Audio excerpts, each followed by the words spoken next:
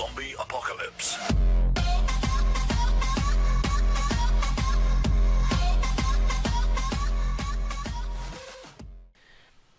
Hey there, Tinkercad friends. Let's create a new design. I have been using a template for a lot of my designs, but if you haven't made the template, this one will start from basic and it'll be both the template and the design.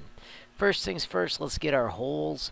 We need a 22.3 by 22.3 millimeter bearing hole. I like to make that 8 millimeters high so it pokes out over top of our initial one, and then always set it to 60 sides.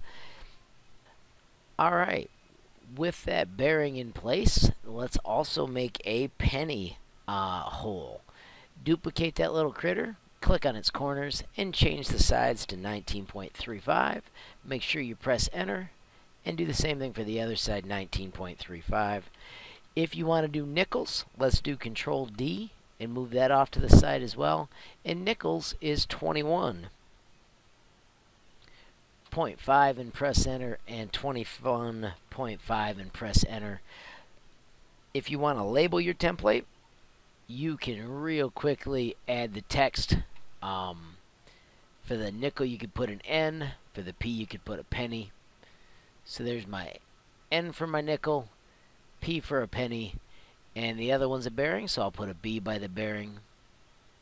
So now I've got my pieces labeled for actually building. I'm also going to use the tube because I love the tube tool. When you make a tube, remember that you pick the numbers, and I did the fidget calculator.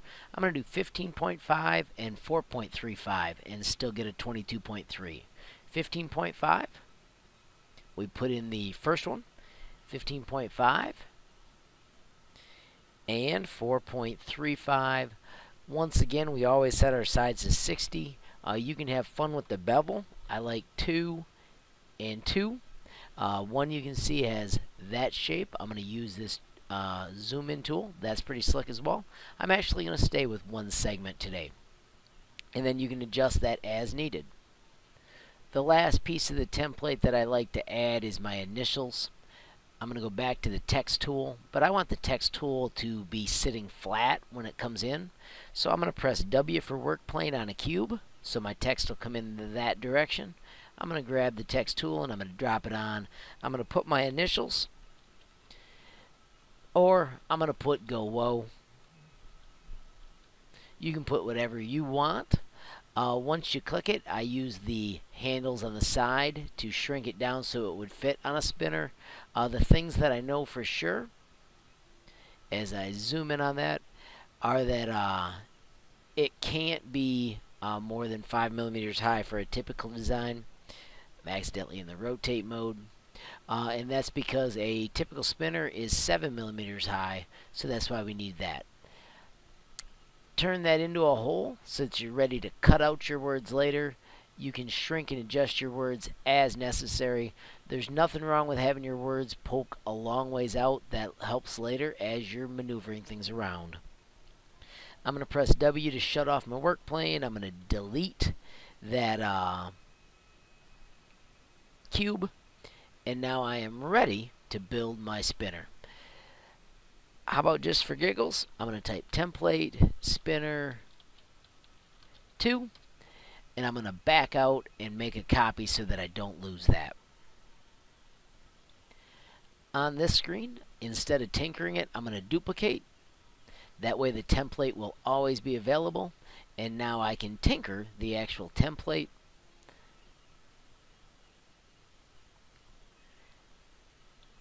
Since I don't want to break my template, I'm going to grab the piece I'm going to build with. I'm going to build with the tube, and I did Control D to make a copy, and I drug it off to where I want to build from. Alright, let's build today with a featured shape generator called the circular trapezoid. I'm going to take this little fella and I'm going to shrink him to 7 millimeters. I'm going to try and do it right from his basic size. Or, yeah, I'm going to try and do it from this size. Let's see if a penny can cut out of this. I'm going to do Control D and move it out here. Oops, Control Z. I don't want to do that. Actually grabbing the shape Yeah, it totally fits inside it. I could even shrink it if I want, but I'm actually going to go with it that size. This same one will work with a bearing. So 15 and 10 are great choices. We make that 7. I forgot to do my bearing as 7, so I'm going to fix that right now. And then watch this. If we do Control D and we rotate that 120 degrees, because we are doing 3 of these, or that's what I've chose, it will make 3 aim the exact same way that you would want to attach them on a spinner. Alright, let's take our pedals and let's align them like this. Let's actually make them so that they're touching. And I'll be able to get that so it looks like a Venn diagram that you would learn when you were doing math or something similar. Now, because I put those where my bearing would be, I've got to cut out the bearing, which I wouldn't have had to have done because I had my tube. I'm going to still stay with the round tube because I like the cool round edges that it gives me. I'm going to click on that bearing. I'm going to click on that tube by holding Shift, so I've got both selected. I'm going to align those. And then I will group those two so it cuts it out, or I'll group the whole chunk so it cuts it out. I think I'm going to do that after I add the pennies quick though. So I'm going to put a penny there, a penny there, and I'm going to do one more Control D, and I'm going to put the last penny there. Double check to make sure that you've got them weighted well. I am just doing guess and check. I am going to do some simple things by hitting align, and I want those top edges to be aligned.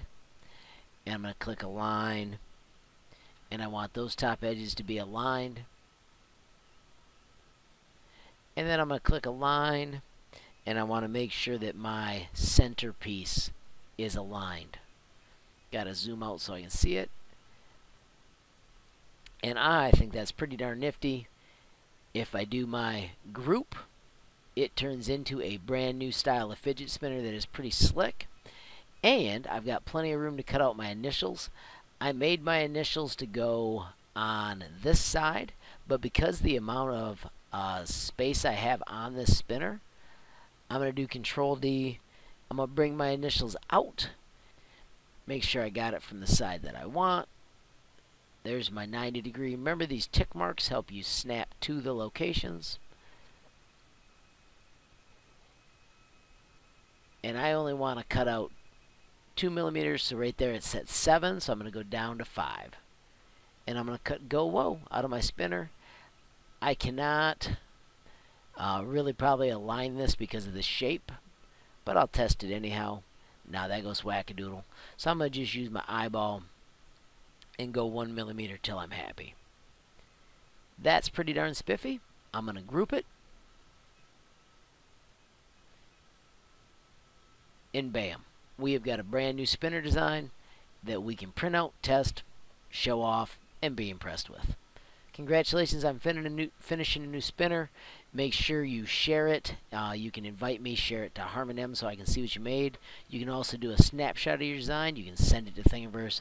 All cool things as you work on it. And you've also got your template created. Congratulations. Thanks for following along. Have a great day and keep tinkering. Unicorn Zombie Apocalypse.